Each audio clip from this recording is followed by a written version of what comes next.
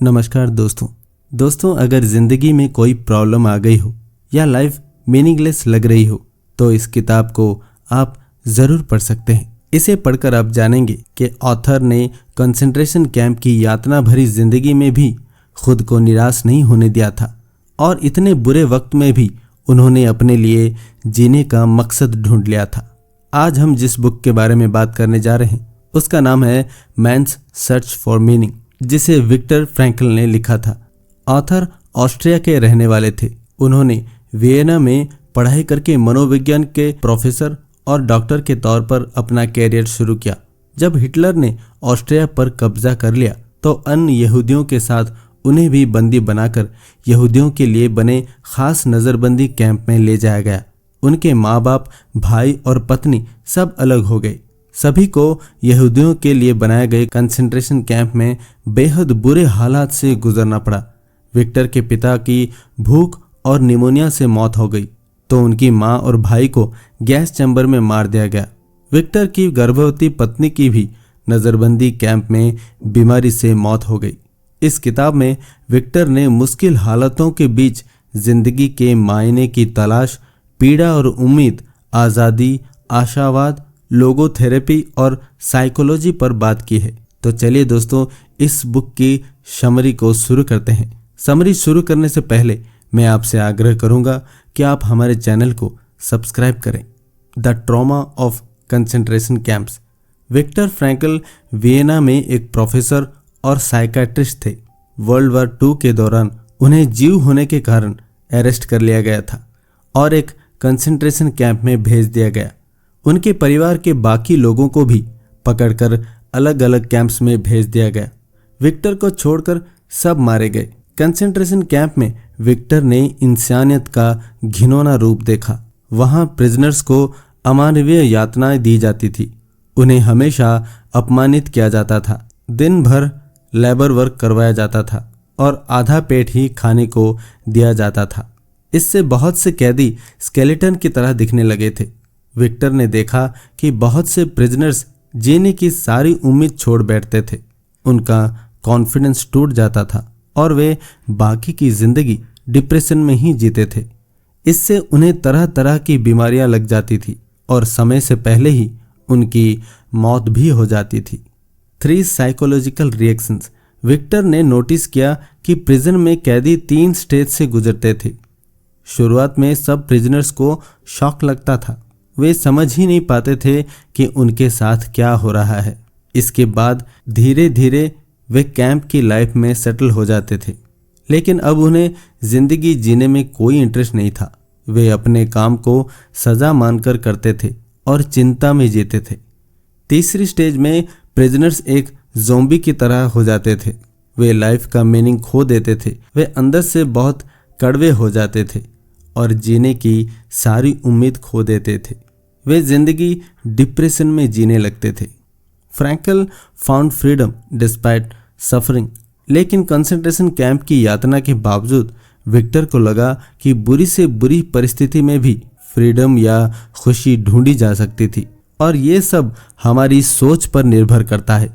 हमें हर हालत में लाइफ का मीनिंग ढूंढने की कोशिश करनी चाहिए। जिन प्रिजनर्स को लगता था कि उनके जीने का कोई मतलब है, वे सरवाइव कर जाते थे। जो होप छोड़ देते थे उनकी मृत्यु जल्दी होती थी। रोजमर्रा की जिंदगी में भी ऐसे एग्जाम्पल्स मिल जाते हैं।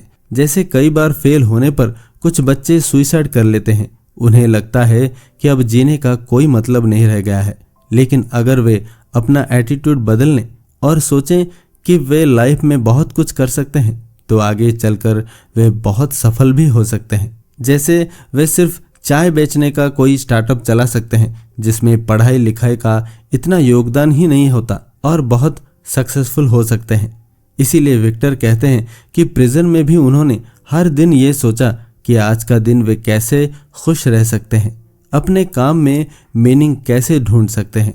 और ऐसा करते रहने से वे इतनी यातना में भी सरवाइव कर गए। उन्होंने ऐसा एटीट्यूड बना लिया जिससे कैद होते हुए भी उन्हें लगता था जैसे वे आज़ाद हो। लोगोथेरेपी। दोस्तों, जब विक्टर साइकाट्रिस्ट थे तो उन्होंने लोगोथेरेपी नाम की तकनीक विकसित की थी।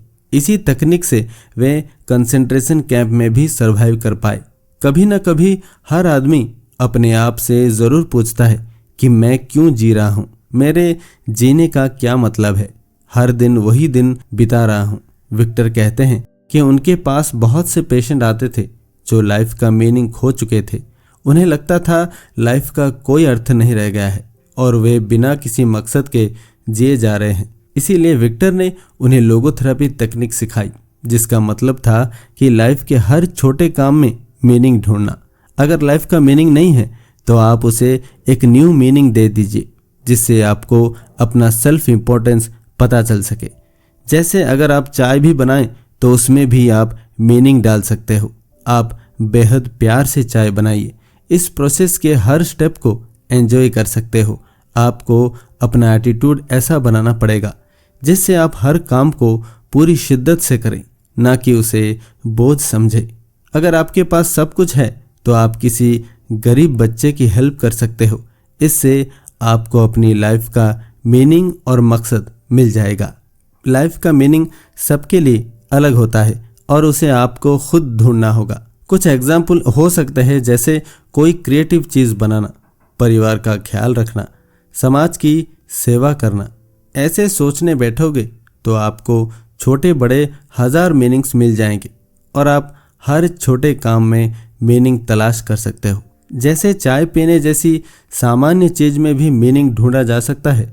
जैसे इसका एक मीनिंग खुद को तरोताज़ा और खुश करना भी हो सकता है। लोगोथेरेपी में लोगोस का मतलब है लॉजिक, मतलब आपके जीने का या किसी भी काम को करने का क्या लॉजिक है, और आपको वो लॉजिक खुद तलाशना होगा।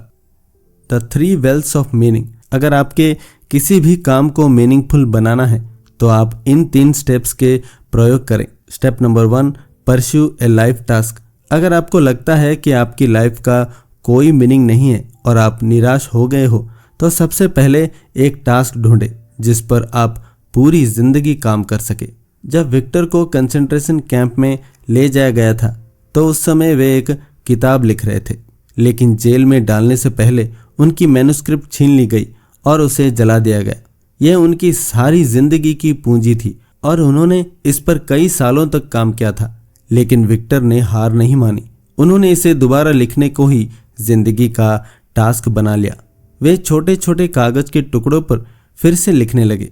उन्हें इस बात से कोई मतलब नहीं था कि ये किताब पूरी होगी, पब्लिश होगी या इसे कोई पढ़ेगा। वे सिर्फ लिखते थे और उसमें पूरा डूब जाते थे। यह उनकी जिंदगी का टास्क या गोल बन गया था। विक्टर कहते हैं, जो प्रिजनर्स हर दिन किसी न किसी टास्क में लगे रहते थे और उसे पूरे मन के साथ करते थे, वे ज़्यादा लंबी जिंदगी जीते थे और खुश भी रहते थे। इसीलिए हमें कोई ना कोई टास्क ज़रूर लेना चाहिए जिससे हमारा और समाज का भी भला हो। Step number 2, love. लाइफ को मीनिंगफुल बनाने का दूसरा स्टेप है लव। कभी भी प्यार करना न छोड़े, कभी भी कड़वा नहीं बनना चाहिए। मान लीजिए अगर कोई गरीब व्यक्ति अपने पड़ोसी से प्यार से बात करता है तो कम से कम वो दिल से तो अमीर ही माना जाएगा।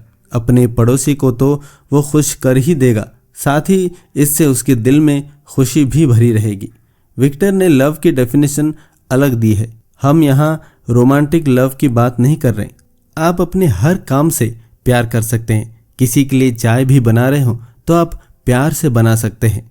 अगर आप कहीं नौकरी कर रहे हो तो उस नौकरी की वजह से लोगों की जो प्रॉब्लम सॉल्व होती है या लोगों की जो सेवा होती है, आपकी नौकरी को सेवा मनोभाव से भी कर सकते हैं।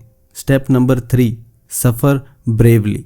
तीसरा स्टेप है कि जिंदगी की हर मुसीबत का सामना बहादुरी से करना चाहिए। कुछ लोग लाइफ की छोटी छोटी प्रॉब्लम से ही घबरा जाते हैं और निराश हो जाते हैं। कुछ लोग एक बार फेल हो जाने से ही हार मान लेते हैं और दोबारा ट्राई ही नहीं करते हैं। लेकिन विक्टर कहते हैं कि उन्होंने कंसंट्रेशन कैंप की हर यातना का सामना बहादुरी से किया। उनके अनुसार हमें प्रॉब्लम्स को प्रॉब्लम्स न बोलकर एक एक्सपीरियंस बोलना चाहिए, क्योंकि हर प्रॉब्लम आपको अंदर से स्ट्रांग बना देती है। आपका ब्रेन उस समय मुश्किल से लड़ना सीख जाता है और उसे एक अच्छी ट्रेनिंग मिल जाती है। इसीलिए अगर आप सफ़र भी कर रहे हों तो हिम्मत बनाए रखें। तो दोस्तों, इन 3 स्टेप्स के ज़रिए हम लाइफ को मीनिंगफुल बना सकते हैं। आपको अपनी ज़िंदगी जीने में भी मज़ा आएगा और आप दूसरों को भी अपने एटीट्यूड से मोटिवेट करते रहेंगे। Use your imagination to overcome suffering. दोस्तों, अगर आप कोई मुसीबत झेल रहे हो या मुश्किल समय से गुजर रहे हो तो आप अपनी इमेजिनेशन पावर का प्रयोग कर सकते हैं। आप हमेशा ये सोचें कि आज से 5 साल बाद आप कहाँ होंगे। मान लीजिए आप खुद को अमीर बनाना चाहते हो तो आपको अपनी कल्पना में देखते रहना होगा कि आप ये कैसे करेंगे। आप इमेजिन करिए जैसे आपने कोई बिजनेस लगाया, फिर धीरे धीरे वो बढ़ता चला गया। तो आप इस प्रोसेस के हर पहलू की कल्पना करते रहिए और ऐसा आप डेली करिए। इसे लॉ ऑफ अट्रैक्शन भी बोल सकते हैं। जो आप इमेजिन करते हैं वैसी ही चीज़ आपकी तरफ आकर्षित होती है। अगर आप हमेशा सोचते रहेंगे कि मैं कितना गरीब हूँ तो आपकी तरफ गरीबी ही आकर्षित हो जाएगी। इसके बदले आप इमेजिन कीजिए कि एक दिन आप बहुत अमीर बनेंगे, आपके पास बहुत बड़ा बंगला, गाड़ी और कंपनी होगी। आप लोगों के लिए बहुत से चैरिटी करेंगे। बार बार ऐसे सीन दोहराने से आपके दिमाग में एक उम्मीद भी जागेगी और आपका दिमाग आपके इस ड्रीम को साकार करने के लिए आपके लिए आइडियाज ढूंढने में जुट जाएगा। साथ ही इमेजिनेशन से आप अपने मुश्किल समय में भी मुस्कुरा पाओगे और अंधेरे में भी आपको रोशनी की किरणें दिखेंगी। दोस्तों, आज भी डेली लाइफ में बहुत से लोग तरह तरह के टॉर्चर से गुजर रहे होते हैं। जैसे स्लम एरियाज में रहने वाले लोग, अनएम्प्लॉयमेंट झेल रहे लोग, प्राइवेट कंपनीज में कम तनख्वाह पर लगे हुए लोग, किसी क्राइम के शिकार हुए लोग इत्यादि। लेकिन उन्हें लोगोथेरेपी की 3 स्टेप्स यूज करने चाहिए, जो है टास्क ढूंढना, प्यार करते रहना और मुश्किलों के समय भी हिम्मत बनाए रखना। साथ ही इमेजिनेशन का इस्तेमाल करके एक उज्जवल फ्यूचर के बारे में सोचते रहना चाहिए। ऐसा करने से हर कोई विक्टर फ्रैंकल की तरह बुरे से बुरे समय में भी सरवाइव कर जाएगा और अपनी लाइफ को हमेशा मीनिंगफुल बनाए रखेगा। दोस्तों, ये थी विक्टर फ्रैंकल की मैन्स सर्च फॉर मीनिंग की एक छोटी सी समरी। हमें उम्मीद है कि आपको ये समरी पसंद आया होगा। अगर ये वीडियो आपको पसंद आया है तो आप लाइक और शेयर कर सकते हैं। हमारी मुलाकात फिर अगले वीडियो में होगी। तब तक आप अपना ख्याल रखें। धन्यवाद।